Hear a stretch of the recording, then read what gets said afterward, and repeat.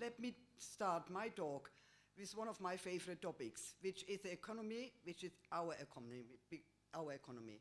Because for me, it is always a top priority in every country. And in all fairness, we have such an interesting, such a proud, and such a success story in our economy. Our very small rock in the Mediterranean with 400,000 people, a British colony, a military base, managed to get a thriving economy, the envy of many other countries. And we have it all. We have a very diversified economy, high-value manufacturing, financial servicing, banking, the big accounting companies, online gaming, a thriving importation sector, retail, we all have all the high street brands, we have educational services, language schools, and a very flourishing tourism market. But let me go back, because I think you need to know the history to determine the future. When it started, way back in the 60s, 70s, the time when I came, it was a very different picture. High unemployment, low wages, low skill base, very few university students, and we had the trade schools. Foreign companies like ours were attracted on the availability of low labor, English speaking, and tax advantages.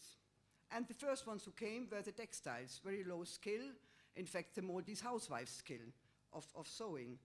Our tourism was based on our affiliation with UK and on sun and sea. In fact, way back in Germany, everybody said, where is Malta? And then maybe you remember way back as well, we had very high import tariffs. We had a local economy, very protected. We had our famous chocolate, some of you would know, the Deserta, and our suitcases full of Mars bars.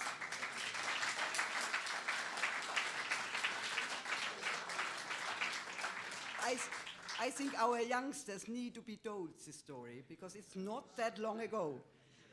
So what brought the change? The PN, our government, brought this change. We had an economic vision. We had a vision for excellence, for using our own resources, us, the people of Malta, to achieve a very high standard of living. And we achieved it through better education, higher education for our youngsters. And this was the only way to attract high-value foreign companies, and also for our local companies to embrace an open market when we joined the EU. And our very strong belief and our drive to be part of Europe, where we belong. I hope you all read the book, My Journey, from our father of Europe, our Eddie.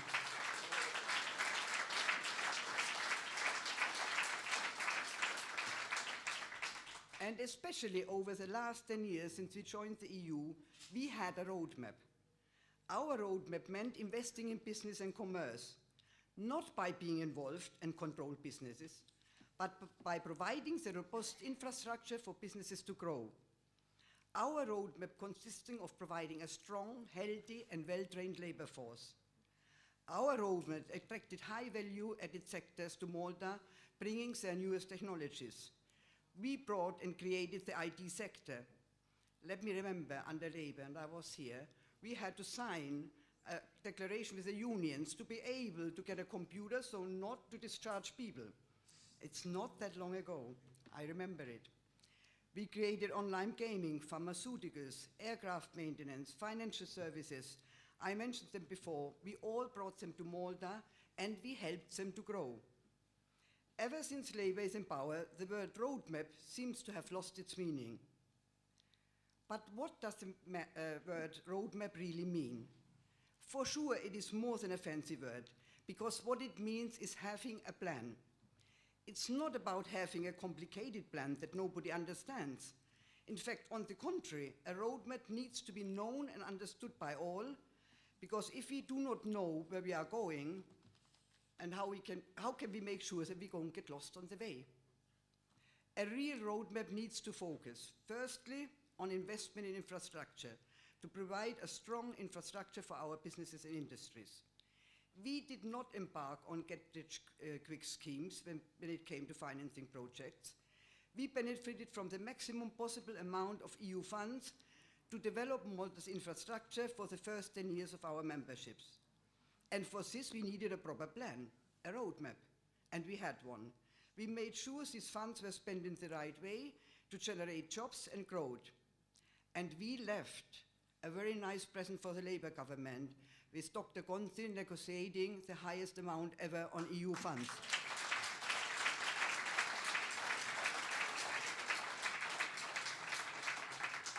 But where is the roadmap how to spend these funds and to generate economic growth and therefore jobs? But secondly, investing in our people so that they have the skills needed to get a job and earn a decent living. Now we hear of a crisis in education. Yes, sure, you can always do better, and you should always strive to do better. But a crisis? I could go on for a long time to list what we did in the field of education. The creation of MCAST, the new campus which is being built, new schools, new courses at university, joint master degrees with foreign universities, scholarships for masters abroad, and so on. And just look at the MCAST brochure, which we got all at home, to see the variety of full and part-time courses. We visit the new applied science building, which we handed over, and the most modern labs and equipment through funding through the EU. And better training means better jobs. We need to continue to look into the EU opportunities like the new Erasmus Plus and make sure we turn it into the success the old Erasmus was. We need specialization through scholarships. The world gets more professional faster and faster. We have the brain, we have the talents, but let us make sure we use the opportunities as we did in the past. But does our government have an education strategy? As far as I know, just 1 year after government, they are still asking stakeholders to help them to design this strategy. Then secondly, we have to support our business community, the foreign ones and the local, to invest in Malta to continue to provide more and better jobs. A government that is good for business is a government that understands to work with business. Priority number 1 is to attract investment. And here we have worrying signs. The Arriva saga. Arriva out, government nationalizes. And here is what a potential investor said, and I quote, "The first option was to have someone take over an effectively nationalized service and assume the assets and liabilities. They made that clear, but not what it amounted to. So we had no idea of what the liabilities were, what the assets were, what the revenue was, or the patronage number. There were just too many holes, too many gaps in the information. We are businessmen, so we are analytical, but we operate on gut feeling, but it just did not feel right." And I have been involved in a lot of negotiations all over Europe, that's what the investor said, but the Maltese government's way is not the way you negotiate. They have a different culture, and it was not sitting well with us. It was all the way, one-way street, not our way, only their way, and I unquote. And unfortunately, the key to a roadmap is a good reputation.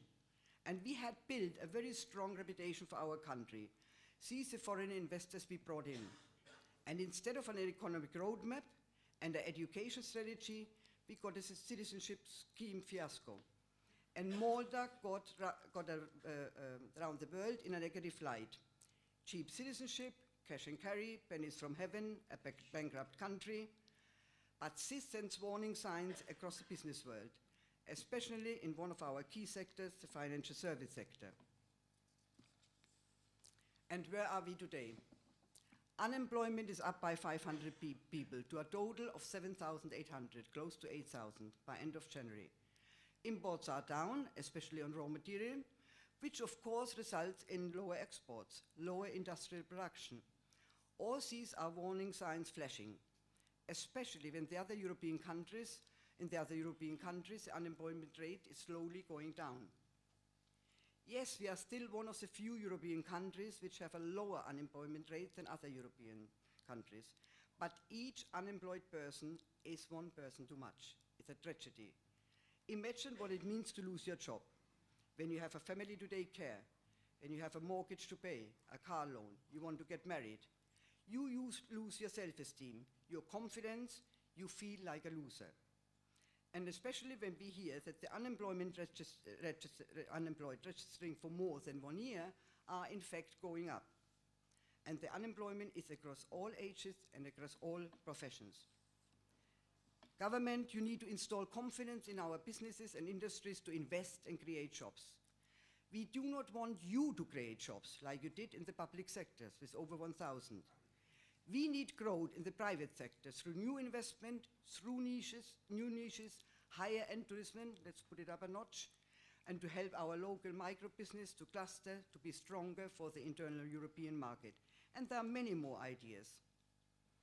But I do not want to sound as doom and gloom, and our economy is still on its feet, thanks to what we handed over. But the warning signs show a changing trend. And an economy that does not provide job security cannot longer be called a prosperous economy.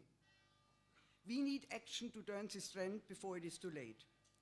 2,600 jobs of Minister Cardona over 3 years through the projects of Malta Enterprise will not do it. Government, put aside your pride and give up this empty or no roadmap for a real one which creates jobs and growth.